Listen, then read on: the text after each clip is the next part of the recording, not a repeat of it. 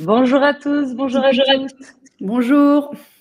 Est-ce que vous nous entendez bien et est-ce que vous nous voyez bien? Est-ce que vous pouvez l'indiquer dans le chat juste en dessous pour qu'on puisse démarrer cette semaine de carrière IA chez Lyon? Alors, est-ce que vous êtes connectés pour nous répondre dans le chat? Ah oui, bonjour Alpha, génial, ça marche. Merci Priscilla, Frédéric, génial, c'est parti. Alors, on vous embarque dans la semaine de l'IA et en fait, on a l'honneur aujourd'hui d'inviter Cathy Larieux pour présenter son parcours. Est-ce que tu nous le présenteras juste après, Cathy? Mais Oui. donc, tu as été CEO, CMO de plusieurs boîtes et là, depuis presque 3 ans, tu as cette transition en tant que consultante IA. Et donc, nous, on avait à cœur pour ce premier jour que tu nous embarques avec comment l'IA révolutionne les pratiques et surtout la tienne. Donc, merci d'être avec nous aujourd'hui. Merci. Et déjà, avec plaisir. Et déjà, je vais vous resituer par rapport donc aux enjeux de Lyon. Lyon, c'est l'école de l'IA. Et aujourd'hui, nous avons un bootcamp de grosse marketing et d'IA qui existe depuis 1 an. On vient de faire la refonte et donc la promotion 6 qui a démarré fin mars a eu cette belle initiative du Focus IA. Et pour vous remettre le contexte, c'est 13 semaines intenses où vous avez 10 semaines avec des exercices collectifs en live, des interviews d'experts également en live et du contenu e-learning que je vous présenterai juste après. Et en fait, après les 3 dernières semaines de ce bootcamp, c'est vraiment pour vous challenger au niveau individuel et réaliser un gros audit avec une boîte, que ce soit une start-up ou un grand groupe. Cette occasion-là d'avoir Kitok pour la promotion 5, MyTraffic pour la promotion 4. Donc, c'est vrai qu'on a des belles collaborations. On en a une qui arrive pour la promotion 6 qui va être vraiment significative. Donc, on a hâte de vous la présenter. Et donc, vous verrez, on aura l'occasion d'en reparler. Vous avez accès à la brochure, que ce soit sur le site ou même dans nos communications. Et donc, on a décidé de faire cette refonte de l'IA dès le prep work, où vous commencez le bootcamp avec beaucoup d'infos sur l'IA, aussi cette maîtrise du prompt engineering et aussi la création de contenu visuel avec l'IA. Donc, vous aurez l'occasion de revoir ça, mais vous avez en tout cas l'ensemble de ce qu'on propose aujourd'hui avec ce bootcamp. Là, pareil, on vous présente maintenant les intervenants phares qu'on a, qui sont fidèles et qui nous permettent vraiment, on va dire, d'alimenter tout ce contenu qu'on a réalisé. Et pour info, la prochaine promotion, donc la promotion 7, commence le 14 mai et se finira le 1er septembre. Donc, vous avez en tête ces prochaines dates et vous pouvez échanger avec Mélodie, qui est la Sales et Admission Manager de l'école et super ambassadrice. Et donc là, j'aimerais justement vous demander dans le chat, qui vous êtes et surtout si vous souhaitez vous former au GROSS et à l'IA. Et si oui, comment souhaites-tu te former? Voilà, si avec ce format bootcamp, c'est quelque chose qui t'intéresse. Donc, n'hésitez pas à y répondre, comme ça nous aide, nous, aussi à vous et à mieux vous diriger dans vos besoins de formation. Et donc, comme on vous l'a dit au début, aujourd'hui, pour ce jour 1 de la semaine carrière de l'IA, nous accueillons Cathy Larieux. Et donc, Cathy, je te laisse prendre la main pour te présenter et ensuite, je t'accompagne tout au long de ta présentation pour prendre les questions. Ok, super. Déjà, bonjour à tous. Merci de m'avoir invité pour participer à ce webinaire. C'est vrai que quand tu m'as contacté, en fait, j'ai tout de suite été un petit peu attirée par le sujet parce que moi-même, j'ai eu un parcours de CEO, j'ai beaucoup changé de secteur, j'ai aussi beaucoup appris en autonomie tout au long de ma carrière et c'est de ça que je vais parler aussi. Et du coup, ça me faisait plaisir aussi d'arriver à transmettre ça lors d'un webinaire et de montrer aux gens en fait comment on peut évoluer et surtout dans le digital. Comment c'est accessible. Donc moi, mon profil, j'ai un profil d'école de commerce. J'ai commencé par de l'entrepreneuriat très très vite, puisque j'ai entre 16 et 20 ans d'entrepreneuriat. Donc c'est vrai que j'ai pas fait beaucoup de salariat dans ma vie. Croire que j'étais pas faite pour ça. Et puis aujourd'hui, je suis investisseur et au board d'une société que j'accompagne qui fait de la prospection B2B grâce à l'IA, donc l'acquisition grâce à l'IA. Et je suis à côté de ça coach en IA pour CEO. Donc, du coup, voilà. Donc, ça, c'est mes 2 activités principales aujourd'hui. Donc, si tu veux bien, Aimé, on va passer à la slide d'après. Donc, j'avais préparé un contenu qui va nous permettre, en fait, me permettre de vous présenter mon parcours personnel pour que vous voyez un petit peu comment on peut naviguer dans tout ça. Ensuite, on va voir comment on peut sauter le pas pour se former en IA et qu'est-ce qu'il faut comprendre et quel type de mindset il faut qu'on ait. Ensuite, on va aborder le terme de lifelong learning dans son quotidien parce qu'en fait, on rentre dans une nouvelle ère et ça, je vais en parler. Et du coup, il va falloir qu'on se forme tout au long. Et ensuite, pour vous donner un cas concret, je vais parler d'un client que j'accompagne, par exemple, qui s'appelle Onivette et sur lequel je peux vous montrer aujourd'hui qu'est-ce que moi je fais dans les entreprises et qui peuvent aussi vous donner après des idées sur comment vous allez pouvoir vous reconvertir ou pas. Voilà. Génial. Et n'hésitez pas encore une fois à poser vos questions dans le chat, comme ça je coordonne et on pourra y répondre. Comme ça, Cathy pourra y répondre au fur et à mesure. Exactement, n'hésitez pas.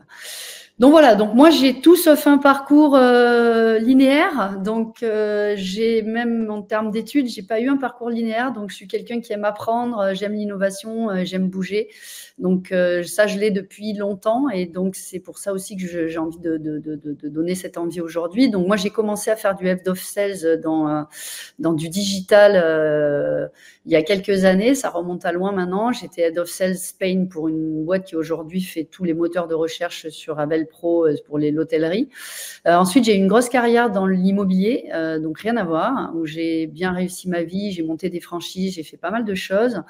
Et quand j'étais dans l'immobilier, le digital m'a rappelé et là, j'ai monté une start-up qui était du coup dans la PropTech, ce qu'on appelle tout ce qui est digital dans le secteur de l'immobilier, qui était une plateforme pour les diagnostics immobiliers. Et là, j'ai touché à beaucoup de choses, c'est notamment la rédaction des specs. J'ai travaillé avec des développeurs, j'ai aussi rencontré tout le secteur du gros hacking, du gros marketing. Et donc, j'ai appris beaucoup. Mon expérience digitale, elle a vraiment démarré ici. Ensuite, j'ai fait un projet qui était dans la RSE parce que j'avais envie, suite à une levée de fonds, en fait, on a travaillé après le Covid sur du RSE, qui était une plateforme qui me permettait de faire des challenges pour les boîtes qui étaient rémunérées, etc. Donc, je ne vais pas rentrer dans le détail des sociétés, mais en gros, c'était toujours du digital aussi. Et puis, à un moment donné, j'ai vraiment pris en compte cette passion du digital et j'ai commencé à monter Jump, qui est sur lequel j'ai travaillé avec beaucoup d'experts, gross hacking, gross marketing, etc. Et sur lequel j'ai implémenté aussi de l'IA. Et quand l'IA a commencé à arriver, c'est ce que je vous expliquerai un petit peu plus tard dans le webinaire, mais moi, ça m'a par rapport à mes soft skills actuels, plus mon goût du digital et de l'IA, j'ai essayé de me réorienter comme ce qui me faisait plaisir aujourd'hui, c'est-à-dire aider les entrepreneurs. Voilà. Donc voilà, donc c'est le point, c'est quand l'IA est arrivée, moi il y a 2 ans, j'ai commencé vraiment à regarder ça. Moi j'ai été entrepreneuse très longtemps, donc je connais aussi la difficulté des entrepreneurs à avoir toujours l'œil vers l'innovation et aussi pouvoir aujourd'hui avec l'IA s'en sortir parce que c'est pas non plus évident qu'on n'est pas dans le digital quand il y a une révolution qui arrive aussi rapidement. Et du coup, c'est ce que je vais vous inviter à faire aussi. C'est au travers de mon expérience, je vais toujours ramener aussi à ce que vous pouvez faire si vous êtes en reconversion. L'idée vraiment, c'est de se poser des questions sur mon expérience antérieure. Qu'est-ce que j'ai aimé faire ? Quelles compétences j'ai acquis en fait et du coup moi j'avais sorti de mon expérience de CEO l'innovation. C'est vrai que moi j'aime beaucoup l'innovation, j'aime m'informer sur tout ce qui sort, j'aime beaucoup faire de la veille sur le digital, sur l'IA, etc. Donc ça c'est une compétence que j'avais développée. Ensuite il y a tout ce qui est stratégie et la leadership de la stratégie. Quand on est CEO effectivement ça nous permet vraiment de d'avoir cette compétence-là. Ensuite, il y a tout ce qui est analyse, l'analyse de la donnée, de l'insight, etc. Ça, c'est des choses qu'on a déjà. Et ensuite, j'avais déjà entamé tout ce qui était transformation digitale. Et quand j'ai fait le point de ces compétences-là, je me suis dit qu'effectivement, moi, ça pouvait m'emmener à me former à l'IA et d'accompagner des entrepreneurs qui, justement, aujourd'hui n'ont pas le temps, sont un peu perdus, ne savent pas comment implémenter l'IA dans leurs entreprises. Et du coup, voilà, tu peux avancer. Et ça, c'est ce que je vous invite vraiment à faire pour votre cas personnel. C'est-à-dire, qu'est-ce que vous aimez faire? On va le voir après. Hein, et sur quel métier IA vous pouvez vous réorienter, en fait. Donc, aujourd'hui, moi, j'avais des compétences de CEO. Voilà, donc c'est plus de la formation que j'ai fait à l'IA avec de la veille d'outils et tout. Ça m'a amené effectivement à faire coach IA. Voilà, aujourd'hui, moi, je pense pas que l'IA va remplacer l'humain, en tout cas, pas dans l'immédiat, on ne sait pas trop, personne ne sait, mais en tout cas, ce que je veux dire, c'est qu'aujourd'hui, ceux qui ne vont pas l'adopter, oui, ça va les remplacer très vite, et on est sur une révolution qui va vraiment beaucoup plus vite que les autres révolutions. Donc, en fait, aujourd'hui, il faut savoir transformer ce défi-là en opportunité, ça, c'est très important.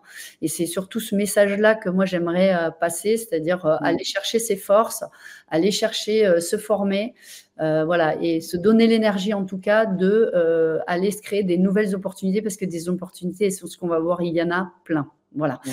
Donc, aujourd'hui, moi, j'ai fait un tout petit focus sur la transition et sur ce qu'on est en train de vivre, parce que moi, j'aime bien toujours prendre un tout petit peu de hauteur. Rapidement, on a eu 3 révolutions industrielles. La première, ça a été les machines. Donc, on a remplacé le travail humain par la machine. La deuxième, ça a été l'information, c'est-à-dire qu'on a réduit les distances sur la planète et on a fait en sorte que ça, c'était Internet, que les boîtes puissent communiquer plus vite. Ça a déjà accéléré beaucoup. Et là, on est sur une révolution sur laquelle on va amplifier l'intelligence humaine et surtout, ça va aller encore plus vite. Donc, on est vraiment sur quelque chose et il faut se dire que là, on le voit sur des chiffres qui ont été sortis dans un des gros rapports IA mondial. Il y a 97 millions d'emplois qui vont être supprimés. Il y a 170 millions d'emplois qui vont être créés. Et il y a 39% des compétences aujourd'hui qui vont être obsolètes en 2030, c'est-à-dire en 5 ans. Donc, en fait, on n'a jamais vécu une transformation qui va aussi vite et qui est exponentielle et qui s'accélère. Donc, effectivement, ça va changer beaucoup de choses dans notre façon de voir notre métier, mais ça va aussi changer beaucoup de choses dans la façon de fonctionner dans les entreprises, dans la stratégie, dans ce qu'on va y mettre, dans la façon de se former en continu. Et du coup, c'est vraiment ce mindset-là qu'il va falloir vraiment se prendre en compte, quoi. Voilà, donc c'est pour ça que j'en viens à mon lifelong learning.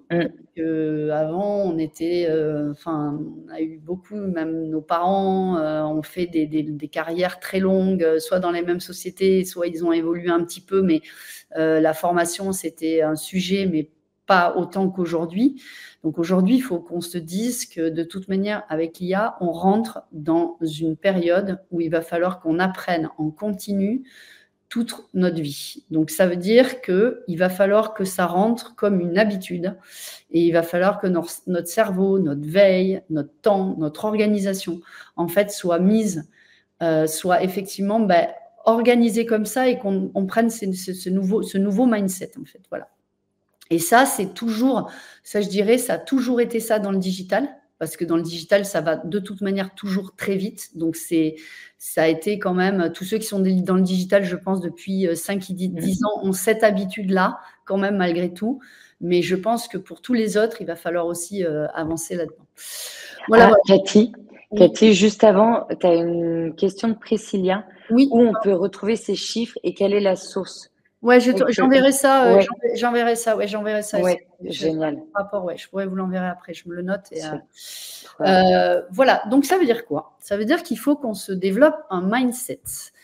Mindset IA, moi, ce que j'appelle un mindset IA, c'est déjà, pas rester tout seul de son côté en se disant oh là là là là. Aujourd'hui, il y a plein de communautés. Je vous donnerai quelques noms après, etc. Mais c'est déjà rejoindre des communautés parce que vous avez, si aujourd'hui vous êtes sur ce webinaire, c'est que vous avez envie forcément de vous former à l'IA, vous vous ouvrez aussi au sujet et tout. Donc, dites-vous que des gens comme vous, il y en a plein et qu'aujourd'hui, en fait, dans le digital, on a l'habitude de partager, de donner, d'échanger. Et ça, c'est vraiment, donc la première des choses, c'est se mettre dans des communautés, YouTube, Discord, Skoll, Circle. Je vous montrerai, enfin, je vous donnerai quelques noms, mais après, vous pourrez chercher par vous-même et rentrer dans vos communautés qui vous correspondent par rapport à ce que vous avez envie de faire. Donc ça, c'est le premier point.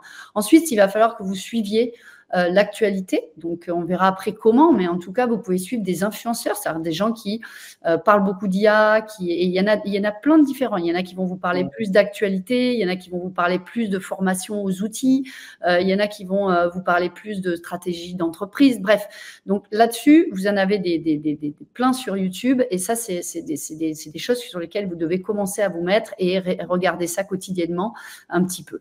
Et ensuite, vous avez tout ce qui est formation. Donc, aujourd'hui, on va faire un petit détail tout à l'heure. Je ne vais pas rentrer dans le sujet, je ne pourrais pas parce qu'on n'a pas le temps, mais en vrai, vous avez plein de façons de vous former aujourd'hui et ça dépend de votre besoin, ça dépend de ce que vous voulez en faire et on le verra après. Et ensuite, c'est vous dire, il faut consacrer du temps à l'apprentissage. Donc, ça veut dire qu'aujourd'hui, peut-être se déclencher ne serait-ce que 45 minutes par jour pour apprendre, pour s'informer, etc. Vous allez voir qu'au bout d'un mois, 2 mois, vous allez déjà commencer à vous acculturer énormément à ce que l'IA tout le mécanisme de l'IA, le marché, qu'est-ce que ça change, comment ça transforme, quel type de compétences vous pouvez faire évoluer par rapport à votre métier, etc. Donc ça, c'est vraiment prendre ce mindset-là. J'ai essayé de faire un petit cycle parce que c'est vraiment ça. Oui. Et je te rejoins totalement, Cathy. Cette base-là, elle est essentielle, en tout cas pour se lancer et pour prendre l'initiative de toutes les mises à jour qu'il y a en ce moment. Ouais. Alors là, j'ai essayé de dire, voilà, on veut se lancer, c'est super, mais comment on fait, de quoi je pars Alors justement, j'ai essayé de se faire ce petit schéma qui pour moi est important parce qu'aujourd'hui, vous avez sûrement fait des métiers, vous avez forcément acquis des compétences. Et dans ces compétences-là, il y a des choses qui vont vous amener peut-être plus sur certaines spécificités IA et d'autres moins. Donc, par exemple, on avait les modèles. Bon, si vous n'êtes pas geek, vous n'allez pas aller dans développer des modèles IA spécifiques où il va falloir avoir pas mal de créativité technique, mais aussi de ténacité, etc. Par exemple, si vous avez fait déjà du leadership, de la gestion de projet, vous pouvez aller plus vers du management de projet, mais en vous spécialisant dans l'IA, par exemple. Si vous aimez bien, par exemple, si vous êtes quelqu'un de structuré, que vous aimez bien, par exemple, aligner des tâches, organiser, régler des problématiques, vous avez des capacités de gestion de projet, c'est ça que je veux dire, et que derrière, en vous acculturant et en apprenant l'IA, vous allez pouvoir peut-être aller vous diriger vers ça. Idem si vous avez fait du marketing, quoi. Aujourd'hui, il y a des gens qui ont fait du marketing. Et aujourd'hui, si vous avez fait du marketing et vous voulez rester dans le marketing, il va falloir devenir un marketeur qui sait vraiment faire de l'IA.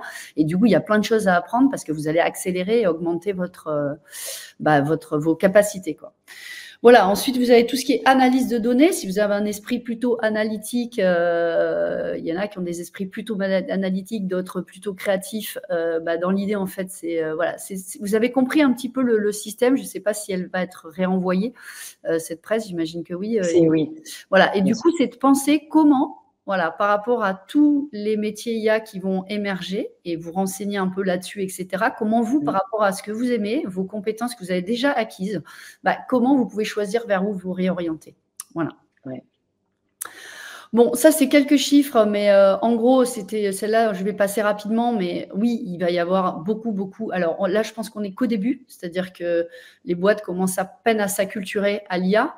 Donc, ça veut dire que je pense dans 1 an, 2 ans, 3 ans, là, il va y avoir vraiment beaucoup de nouveaux postes qui vont être demandés, c'est-à-dire du management de projet IA, du développement de modèles IA, du marketing plutôt axé avec des gens qui sont très formés en IA. Vous allez avoir tout ça qui va arriver fortement. Donc, c'est pour ça que je pense que c'est le moment de se former et qu'il faut prendre en compte ça, quoi. Voilà, moi j'ai essayé de faire une petite journée type, comment on peut essayer de se mettre des petites habitudes qui font que on va réussir à se former au quotidien et en tout cas avancer là-dessus. Moi, par exemple, je fais beaucoup de veille sur YouTube. Donc, je regarde pas que de la veille d'actualité, mais je regarde aussi beaucoup les outils, parce que moi, je fais quand même du coaching IA, donc je dis pas que j'utilise les outils, mais j'ai besoin de savoir comment ça marche, dans quel type de cas ça peut s'appliquer. Et du coup, j'ai besoin de pouvoir dire à mes clients, voilà, sur ces processus-là, voilà ce qu'on peut faire et tout. Donc, par exemple, je fais beaucoup de veille d'outils sur YouTube. Et ça permet aussi de voir quel outil on a envie de se former ou pas par rapport à ce qu'on veut faire et tout ça. Donc, il y a plein de gens qui font des démos, qui font des formations, qui sont peut-être pas assez poussées. Mais en tout cas, ça permet après d'aller chercher un MOOC si on veut, ou une formation si on veut aller pousser. Alors, outils, mais aussi façon de faire. C'est-à-dire, voilà, ça peut être… voilà, donc entre LinkedIn, YouTube, vous avez des mines d'informations qui sont vraiment présentes.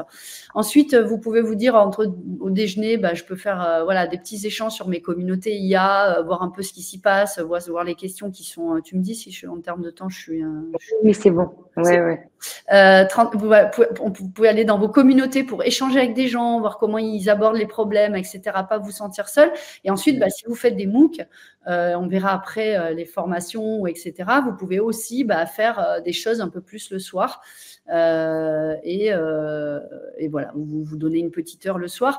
Et moi, ce que j'aime bien aussi, c'est de dire, quand je fais du coaching, c'est de donner aussi aux gens l'envie, je dirais, de donner ce temps-là à leurs salariés. Parce que le temps qu'on va donner à ces salariés pour effectivement se former à l'IA, c'est du temps qu'on va gagner en productivité aussi derrière, et etc. quoi. Ah ouais. Voilà, donc il y a trois grands… enfin, il y en a plus, mais je veux dire, ce qu'on connaît le plus, en gros, je dirais, c'est YouTube. Aujourd'hui, YouTube, il y a quand même une mine d'or. Il y a des gens qui font quand même des formations. Vous pouvez suivre des millions de choses. Alors, je ne sais pas si vous êtes habitué à aller sur ce média. Je ne sais pas, peut-être qu'il y en a qui veulent réagir. Mais… alors, j'ai une question sur les outils IA et comment faire le tri. C'est pour ça que je vais gérer après. Ouais. Vas-y, on peut faire peut-être une petite pause avec une réponse aux questions, si tu veux, et je reprends après ou… Ah oui, si tu veux prendre la première question de Farah, c'était sur ta présentation avant. Quels sont les métiers qui, selon toi, sont irremplaçables et dont les compétences ne pourront jamais être remplacées par l'IA? C'est très compliqué comme question parce que… en fait, je pense que tous les métiers qui sont de réflexion et de pilotage d'IA, c'est-à-dire tout ce qui est chef de projet, tout ce qui va être codage en IA, je pense que, en gros, tout ce qui sera jamais remplaçable par l'IA, je pense, au début, c'est de savoir piloter l'IA et lui insuffler la bonne information pour avoir le bon retour. Donc, ça peut être plein de métiers, mais surtout, c'est vraiment apprendre à maîtriser l'IA, comment il faut parler à une IA, comment il faut aussi rester créatif malgré l'IA. Et ça, c'est un sujet sur lequel on pourrait vraiment même débattre encore très longtemps. Mais c'est difficile, Farah, de te répondre parce que aujourd'hui, ça évolue vite. On ne sait pas. Mais je pense que pour les prochaines années, ce qu'il faut quand même bien maîtriser, c'est connaître le prompt engineering, voilà, être capable aussi de bien comprendre le marché de l'IA, qu'est-ce que fait l'IA en termes d'outils, en termes de qu'est-ce que ça va changer dans les boîtes, qu'est-ce que ça peut changer dans les postes. En gros, comment on l'applique en fait. Voilà. Je ne sais pas si j'ai répondu à la question, mais… Ouais, et avant de répondre aux autres, je te laisse quand même continuer pour donner vraiment, toi, ton cadre par rapport à l'IA. Ouais. Du coup, je continue sur comment se former. Donc, YouTube, mine d'or. L'avantage de YouTube, c'est que effectivement, c'est accessible et c'est gratuit pour beaucoup d'informations. Donc, c'est vrai, quand on veut commencer à prendre de l'information sur un sujet, c'est quand même bien d'être s'acculturer pour savoir dans quel sens on veut partir. Moi, je trouve que c'est super parce que ça permet d'aller se renseigner sur beaucoup de sujets. Et c'est mis à jour rapidement, donc on a toute l'information, etc. Et on voit en fait l'évolution assez rapide. Parfois, ça peut… Ouais. Ouais, et là, tu as quelques noms déjà de Je vais les donner après, ouais. Ouais, c'est ça. J'en donne après. J'en donne après. Ensuite, on a effectivement la faiblesse de YouTube, c'est que peut-être c'est pas des formations structurées, cohérentes, donc il faut être capable de se structurer tout seul pour aller chercher l'information et voler au fond du truc. Donc ça, c'est plutôt quand on débute, quand on a un budget limité ou quand on est un débutant complet et qu'on veut vraiment s'acculturer très très vite avec beaucoup de contenu. Voilà.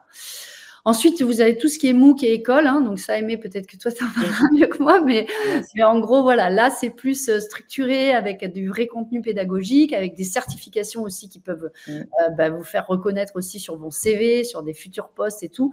Donc là, on rentre sur quelque chose d'un peu plus cadré et qui est très bien aussi. Donc, il y a un engagement aussi temporel qui est un peu plus important, avec une flexibilité plus limité aussi, parce que YouTube, vous pouvez faire ça à n'importe quel moment, voilà, et qui est parfois un tout petit peu plus cher aussi, mais qui peut être pris en charge, j'imagine, par pas mal d'aide sur les formations. Donc là, on est plutôt sur le MOOC et les écoles, on va plutôt être sur du professionnel en reconversion et du débutant complet avec du budget limité ou illimité. En tout cas, si vous êtes accompagné par votre boîte, ça peut être aussi illimité. Et ensuite, on a tout ce qui est webinaire. Donc, les webinaires, c'est souvent des contenus récents et tendances qui permettent aussi de faire un peu de networking, d'interaction directe. Voilà. Après, c'est des horaires qui sont fixes et c'est des courtes durée. Donc là, c'est plutôt quand on cherche des mises à jour, quand on cherche, moi, je trouve, à se mettre à jour sur certains trucs, à voir aussi qu'est-ce que les gens font, plutôt de la veille et des choses comme ça, en fait. Voilà. Bon, j'ai mis un tableau, je ne pense pas que je vais le passer dans le détail. Je vous ai mis, parce que ça serait un peu, ça serait pas, voilà, je vous ai mis un petit peu un résumé pour pouvoir vous orienter. Je pense que c'est important entre le webinaire, le MOOC et ça va dépendre vraiment de où est-ce que vous en êtes en fait. Si vous connaissez rien à l'IA, moi je vous propose déjà de vous faire une bonne acculturation sur YouTube.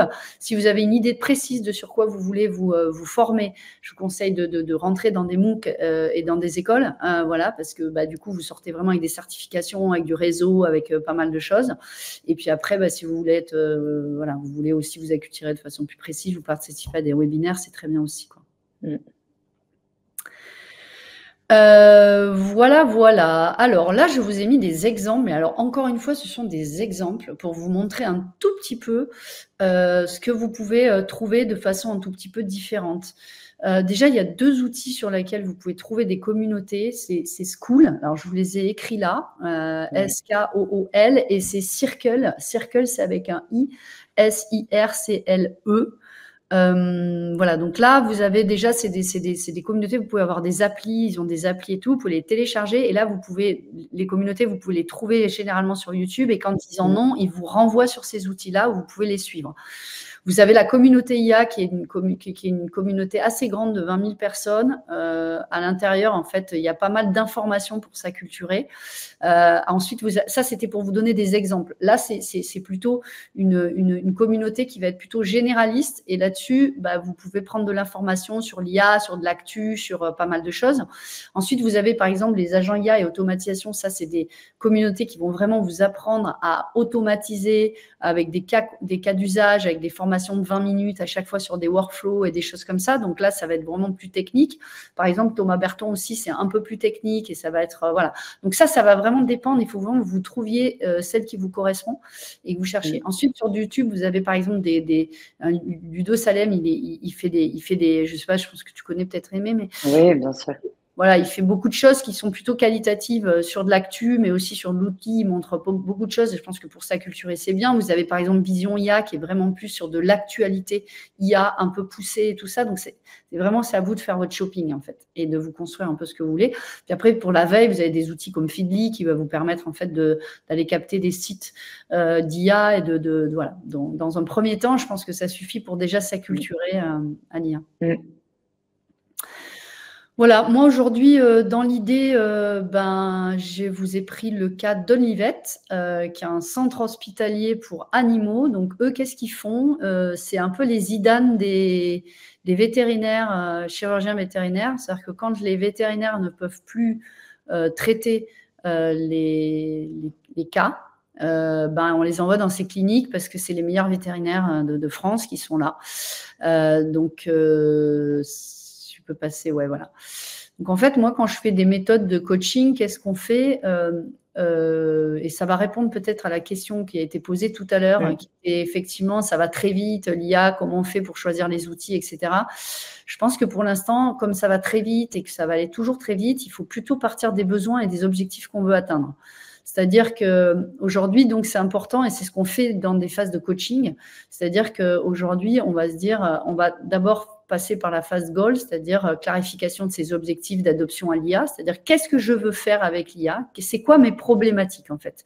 Si on court à l'outil, on va toujours courir parce que de toute manière, ça sort tout le temps, etc. Donc, l'idée, c'est de savoir qu'est-ce qu'on veut faire, quelle problématique je veux résoudre, et à partir de cette problématique, qu'est-ce que je peux mettre en place, en fait, pour atteindre cet objectif-là. Donc, en fait, moi, j'ai 4 phases là-dessus. La première, c'est effectivement clarifier les objectifs. La deuxième, c'est cartographier la capacité et les obstacles à intégrer l'IA et aussi à atteindre ces objectifs dans l'entreprise. Donc ça, c'est ce qu'on appelle la phase réalité. C'est-à-dire, voilà, on veut atteindre ça, mais voilà notre réalité aujourd'hui. Où est-ce qu'on en est? Est-ce qu'on est capable de faire ça? On verra. Et ensuite, on va explorer les cas d'usage prioritaires et ceux qu'on peut intégrer en ayant pris en compte nos objectifs, mais aussi notre capacité à les intégrer tout de suite. Et ensuite, c'est ce que je fais avec des boîtes. On déplie des plans d'action à 90 jours où on va petit à petit intégrer des outils, petit à petit former les gens, petit à petit intégrer l'IA dans l'entreprise.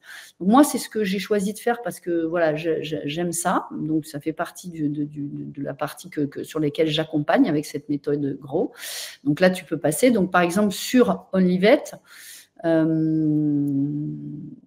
tu peux passer la slide. Ouais, voilà.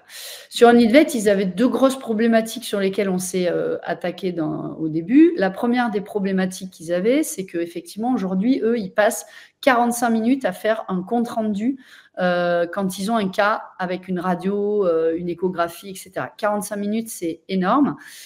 Donc, c'est un temps. Donc, ça, c'est aujourd'hui, c'est un vrai temps sur lesquels ils passent et sur lesquels ils perdent du temps aussi.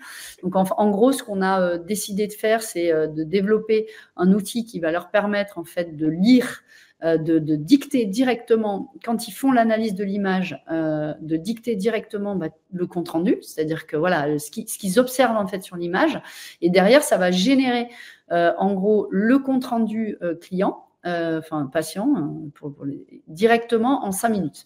Donc en gros, on passe d'un temps de 40 minutes à un temps de 5 minutes. Donc, en fait, on a un processus de chronophage pour les experts qui est supprimé et on a un impact sur la faisabilité des résultats. C'est-à-dire qu'aujourd'hui, en fait, on va passer de 40 minutes à 5 minutes et surtout, eux, ils vont plus avoir besoin de passer 1 heure sur l'ordi. Ils n'ont plus qu'à dicter directement. Donc, ça, pour faire ça, on va leur coder une petite plateforme sur laquelle on installe, bon, c'est un peu technique, mais du N8N et sur laquelle on va leur installer des agents IA qui vont permettre, en fait, voilà, d'aller s'imprimer de la base de données qu'ils ont déjà, parce qu'en fait, ils ont déjà tous les rapports qui sont déjà faits, et on va leur permettre, grâce à l'IA, de générer du rapport quasiment en automatique et en instantané. Oui, et N8N, pour information, c'est de l'automatisation. C'est de l'automatisation, exactement. Du coup, derrière, qu'est-ce qu'on fait aussi? On avait une problématique sur la formation administrative, c'est-à-dire qu'en fait, eux, leur métier est très technique. Donc, pour former une secrétaire qui prend des rendez-vous, il leur faut 2 ans. Donc, c'est assez technique parce qu'il y a beaucoup de spécificités métiers. Ils en ont plus de 20 et à chaque fois, il faut tout connaître par cœur, les délais, les trucs et tout. Donc, eux, ils avaient un problème de turnover sur leur administration et surtout un problème de formation. C'est-à-dire qu'aujourd'hui, c'est compliqué pour quelqu'un de se former, d'arriver au niveau, etc. Et quand ils les perdent, c'est beaucoup de temps investi. Et du coup, c'est donc de la difficulté dans la gestion des rendez-vous et des prises de rendez-vous aussi, parce qu'à chaque fois, il y a une réflexion à avoir à chaque fois que quelqu'un appelle et tout. Donc, l'idée, en fait, là, c'est de leur créer un chatbot qui va être complètement formé au métier de l'administration avec toutes les problématiques, etc. Et qu'ils puissent effectivement, dès qu'elles ont une question, poser cette question, répondre aussi aux réponses techniques des clients et du coup, leur faire gagner énormément de temps, mais surtout aussi, eux, de leur permettre d'intégrer des gens qui sont moins formés, mais qui peuvent quand même répondre aux questions au niveau de l'admin. Donc, pour repartir, donc en gros, c'est voilà, la première, c'est ce qu'on appelle le MyPax avec la génération IA. Donc, on génère en fait des rendez-vous avec de l'IA. On va générer des rapports médicaux et de l'IA. Et la deuxième, c'est un chatbot interne pour l'administration. Du coup, aujourd'hui, ils ont gagné 87% du temps dans la rédaction de rapports, donc c'est énorme. Et ensuite, ils ont un temps d'attente de prise de rendez-vous qui est diminué de 20%. Et voilà, et ils ont une réduction du turnover de 30% parce qu'en fait, les filles, elles étaient paniquées parce qu'elles ne pouvaient pas prendre des rendez-vous, etc. Et aujourd'hui, elles ont le chatbot qui leur répond directement. Génial. Et Cathy, est-ce que tu aurais cette information, parce que c'est souvent celle qui revient quand on parle d'agents IA, de chatbot et même de l'utilisation de l'automatisation, du budget. Est-ce que eux, tu sais, par rapport à leur objectif, la rentabilité, ils avaient prévu un budget sur ce chatbot et cette analyse Alors, eux, ils vas-y. avaient prévu un budget. Après, le budget, il est tellement sur mesure que c'est difficile d'en donner un Oui, parce que ouais. il y a aussi des problématiques qu'on va pouvoir solutionner, par exemple, avec des logiciels comme Dust, qui sont des agents Ouais. intégrés, etc. Et après, donc ça, c'est plus de l'implémentation et des choses de formation d'outils qui sont assez rapides en plus avec la création d'agents sur de multiples tâches. Mais ensuite, il y a des choses qui sont beaucoup plus spécifiques. Là, c'est beaucoup plus spécifique parce qu'ils voulaient vraiment développer une plateforme interne de génération de rapports. Mais en gros, globalement, quand on automatise avec l'IA, en moyenne, on est sur 20 à 30% de gains de productivité, ce qui est quand même énorme pour une boîte. Donc, c'est vrai qu'il y a un investissement de départ, je dirais, mais qui est souvent très vite récupéré par le temps qu'on gagne et surtout, en fait, on va gagner du temps dans des tâches qui sont répétitives et pas à forte valeur ajoutée, ce qui va permettre aux employés aujourd'hui de décupler leur capacité, leur créativité, de travailler sur d'autres choses et du coup, d'augmenter la productivité de l'entreprise forcément, quoi. Bien sûr. Et Cathy, il y aura deux questions à évoquer à la fin, mais c'est vrai que c'est Yvan. Et ça, je suis d'accord, il faut vraiment le remettre en précision. Chatbot est égal à agent. Justement, non, mais je voulais voir si tu veux y répondre. Non, Pour, non, ouais. le chatbot, derrière, il y aura un agent qui répond. Alors, le chatbot, c'est le principe en gros, on en avait avant des chatbots, mais ils allaient chercher dans voilà, il y avait des humains derrière qui permettaient de parler. Aujourd'hui, on met des agents derrière qui, effectivement, ont accès à une base de connaissances. Et en fait, ces agents aujourd'hui sont capables de répondre aux questions comme un humain en allant chercher en fait des réponses dans toute la base de connaissances de l'entreprise. Voilà. Donc voilà, Ce n'est pas la même chose. Pas la même chose. De toute manière, le principe, c'est l'agent IA, en fait. L'agent IA, alors c'est plutôt même la différence qu'il faudrait expliquer là, c'est entre ce qu'on appelle une automatisation et un agent IA. C'est-à-dire qu'une automatisation, c'est une succession de tâches qu'on a automatisées, c'est-à-dire que quand cette tâche est terminée, l'autre tâche va commencer, ainsi de suite, en fait. Donc, on arrive à mettre des déclencheurs qui permettent d'enchaîner plein de tâches. Ça existe déjà depuis longtemps depuis quelques années quand même dans les entreprises, avec du Make, des outils qui permettaient d'automatiser certaines tâches. Aujourd'hui, on a sauté le pas parce qu'on passe sur de l'agent. En fait, lui, l'agent, il est capable de réfléchir et d'enchaîner des tâches suivant un contexte et ce qu'on lui a demandé de faire. C'est-à-dire que ça change tout parce qu'en fait, au début, on était sur une série de tâches qu'on avait accrochées les unes aux autres. Et maintenant, on est avec quelqu'un avec un agent, un système qui est capable d'aller prendre des décisions, de réfléchir par rapport à un environnement, par rapport à de la donnée, par rapport à ce qu'on lui a demandé de faire et d'aller exécuter quelque chose. Donc, on est sur deux choses complètement différentes. Et là où ça devient puissant, c'est quand on commence à mettre de l'automatisation et de l'agent. Voilà, parce qu'en fait, là, on commence à pouvoir déclencher plein de choses, lier plein d'agents entre eux, voilà, et pouvoir faire des scénarios beaucoup plus complexes. Oui, totalement. C'est clair, mais... Et c'est pour ça qu'on va passer aux questions. Donc, merci en tout cas là de bien suivre. Et c'est vrai que là, c'est Raphaël qui redemande, est-ce que chatbot, c'est bien assistant personnel? Alors, un assistant personnel, je ne comprends pas bien la question parce que, un assistant personnel, pour moi, c'est utiliser l'IA pour qu'elle fasse des choses à ma place. Donc, notamment répondre à mes mails, etc. Un chatbot, c'est un outil qui permet de poser des questions. Souvent, c'est utilisé dans du service client, par exemple, ou de l'administration, etc., ou du FAQ, c'est-à-dire quand vous avez pas mal de questions vous avez besoin de parler à quelqu'un, en fait, et vous avez par rapport à des réponses que vous avez avoir besoin sur un service, sur un produit, voilà, sur tout ce que vous voulez, et là, vous allez avoir une réponse. Pour moi, un assistant personnel, c'est encore autre chose, parce que sur l'assistant personnel, en fait, c'est plutôt aujourd'hui quelqu'un qui vous assisterait quotidiennement. Donc, vous pouvez vous créer un agent qui vous assiste quotidiennement, qui va pouvoir faire vos mails, qui va pouvoir faire mettre vos rendez-vous. Et c'est encore quelque chose de différent, je pense. Ouais. Et justement, alors ouais, Yvan, un retour d'expérience sur la prise en main des outils par OnlyVet. Alors, les outils sur OnlyVet, ça a été assez facile à prendre en main parce que on a eu un chatbot. Donc là, c'est plutôt on pose des questions et il nous amène une réponse. Donc là, la prise en main elle est quand même plutôt facile. Et de l'autre côté, on avait simplifié à la prise de vue, la prise de son, pardon, lors du commentaire sur les radios, etc. Et derrière, en fait, ça génère un rapport qui peut juste revenir modifier comme un Word. Donc, c'était assez facile. Après, moi, ce que pour un peu la prise en main, là, ce que j'ai l'impression quand même, c'est que les outils là, IA sont de plus en plus simples à prendre en main. En tout cas, ils sont en train de simplifier beaucoup de choses sur la prise en main. Et je pense que voilà, la prise en main, ça va arriver de façon de plus en plus simple, en fait, je pense. Même dans l'automatisation, d'ailleurs. Ouais, et justement là, question hyper intéressante aussi, de comment vous avez géré la fiabilité des rapports générés automatiquement. Est-ce qu'ils ont été contrôlés quand même par des humains et est-ce qu'ils sont éditables? Alors, les rapports, ils sont systématiquement contrôlés. Alors, nous, on fait juste l'aide à la génération du rapport, c'est-à-dire pour leur faire gagner du temps. Donc, il y a l'humain au départ, quand il donne effectivement toutes les informations et tout ce qu'il a retenu et tous les trucs techniques qu'il veut mettre dans son rapport par rapport à la radio, par rapport à l'écho, par rapport à tout ce qu'il voit et au cas du patient. Et ensuite, avant d'être envoyé, il y a une relecture qui est fait par l'humain, voilà, et qui regarde que tout est bon, et ensuite c'est envoyé. Mais ce qui était long, c'était de taper, voilà, là, il y a juste une relecture, voire rapide, voir si c'est bien, si tout ce qui a été mis est OK. Ouais.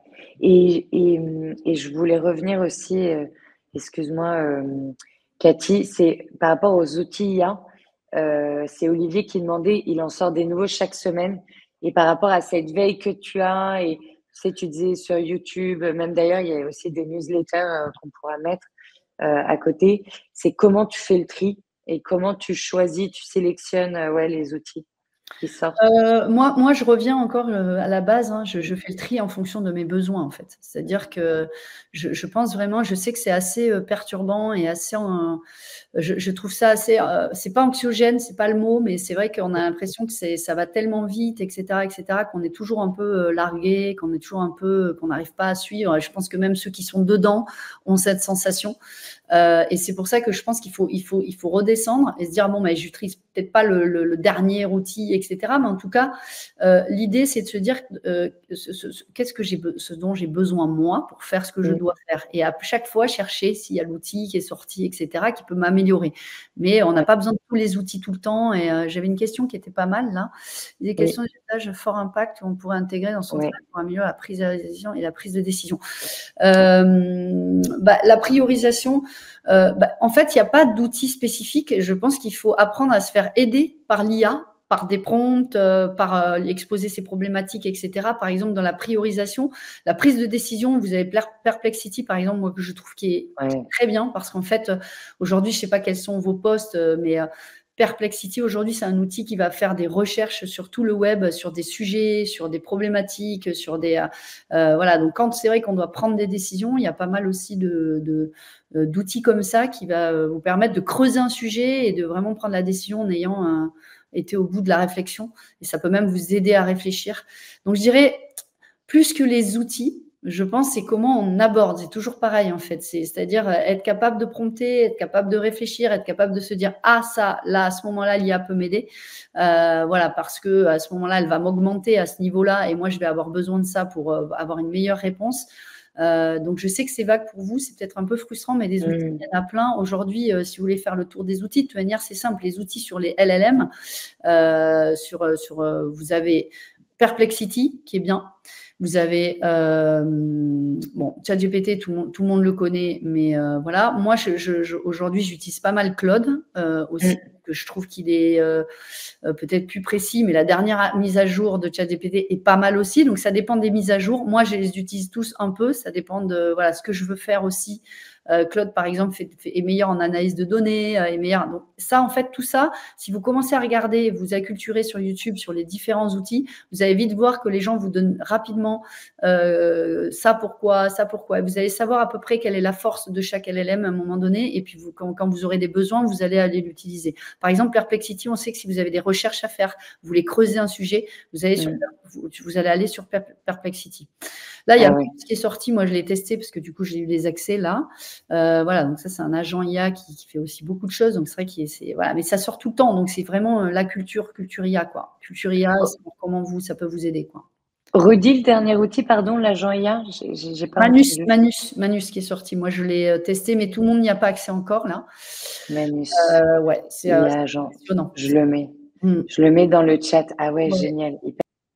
Ah oui, bien sûr. Ouais. Je vois très bien, je le partage dans le chat. Pour coder les sites, pour tester des MVP, etc., qui s'appelle DeepSeek.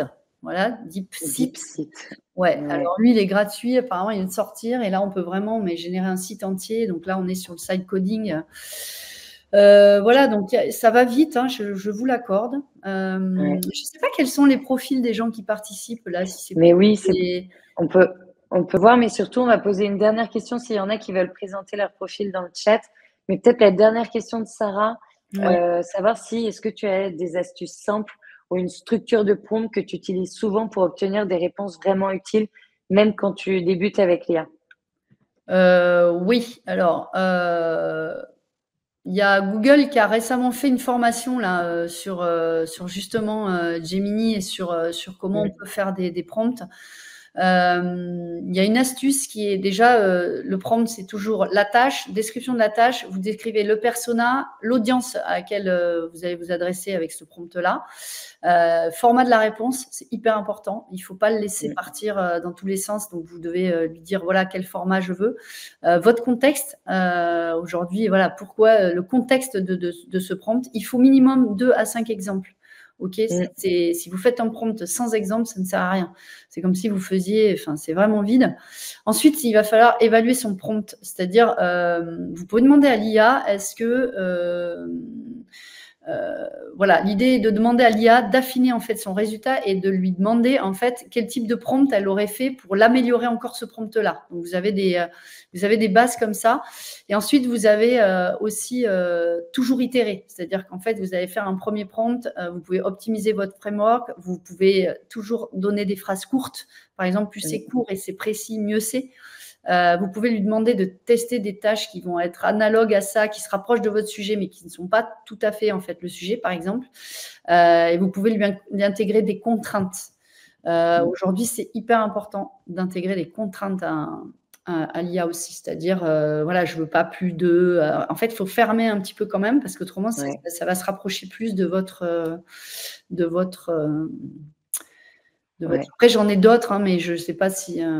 Mais sur le prompt, encore une fois, d'ailleurs, c'est Pierre Rognon, qui nous a produit, c'est un consultant IA, qui nous a produit pour le Prep Work et le module 2, maîtriser le prompt engineering. Et je suis d'accord, en fait, il y a une vraie base à connaître qu'il ne faut pas sous-estimer, en se disant que, en fait, en donnant une phrase dans un contexte, tout va marcher et avoir le meilleur prompt. Et surtout, il est en train de nous faire aussi la production de notre nouvelle formation chef de projet IA qui commence début juin. Et comme tu disais en formation, là, c'est un format 30 heures, plus court, plus direct, cas concret, et pour vraiment après créer son projet IA et maîtriser le prompt d'ailleurs au début. Et c'est hyper intéressant. Ouais, vas-y. Mais après, il y a aussi des hacks comme ça qu'on peut faire, qui sont, par exemple, lui dire critique ton propre raisonnement, voilà, précédent, en repérant les failles que tu aurais pu faire. Enfin, il y a des choses comme ça, en fait. Voilà, utilise. Par exemple, tu vois, réponds comme si tu étais un expert, critique opposée à mon idée, en me proposant des contre-arguments précis. Enfin, ça dépend ce qu'on fait. Voilà, il y a plein de petits hacks comme ça qu'on peut donner. Ah ouais. Et tu vois, et là, pour finir, c'est vrai que c'est hyper intéressant ce live parce que là, vous êtes à la fois des product managers, CMO, RevOps, grosse product manager et responsable projet, d'ailleurs, ouais, enfin, sur le cloud et l'automatisation. Et bravo, Jenné ou Jen, je sais pas comment on Ouais. prononce. Cette reconversion vers l'IA, c'est hyper intéressant. Et, et c'est vrai que Frédéric, là, nous a partagé un prompt perfect que je partagerai aussi à côté. Mais en tout cas, c'était vraiment hyper intéressant de t'avoir, Cathy, pour ce premier jour et voir cette transition vraiment qu'on peut avoir vers l'IA et on peut foncer. Parce que comme on voit aussi, Olfa, elle est tech lead Ouais. et en tout cas prend aussi les sujets de l'IA. Donc vraiment, tous les profils peuvent s'y mettre. Et comme on le voit là sur la présentation, chacun peut s'y retrouver en fait par rapport aussi à sa base d'expertise et de connaissances. Donc c'est hyper intéressant. Ouais, puis c'est passionnant aussi parce que voilà, c'est riche quoi. L'IA, c'est Mm. riche, ça nous augmente aussi pas mal, ça nous développe, alors moi je suis aussi passionnée, je sais pas si on pourra faire un jour un sujet, mais Mm. sur comment garder sa créativité avec l'IA aussi. Ah ouais, Voilà, je ça te c'est un rejoins. autre sujet. Heu, Carrément. parce que ça doit développer la créativité humaine, hein, c'est pas là pour l'enlever, hein. Mm. Je pense que ça peut nous aider vraiment à la développer. Ah ouais, bah écoute, je te rejoins totalement, Cathy, et sûrement les autres. En tout cas, oui, vous aurez accès au replay, aux slides et merci en tout cas pour la richesse de tes retours. C'est hyper Pas de souci, ça me fait intéressant. plaisir. Ouais. Donc bonne journée à tous et à toutes et on se retrouve aussi dès demain pour le jour 2 de la semaine de l'IA et merci pour votre écoute et pour la qualité de ta présentation, Cathy, parce que voilà, que des beaux retours, donc c'est Bon, ben, merci à génial en tous ce en tout cas, lundi. merci d'avoir écouté jusqu'au bout et moi j'étais ravie en fait de passer un petit peu d'énergie vers l'IA et de pousser les Mm. gens à se former et à vraiment, profiter de ça, quoi. Voilà. Ah, génial. Bon, au revoir tout le monde et à demain. Bonne Merci. journée.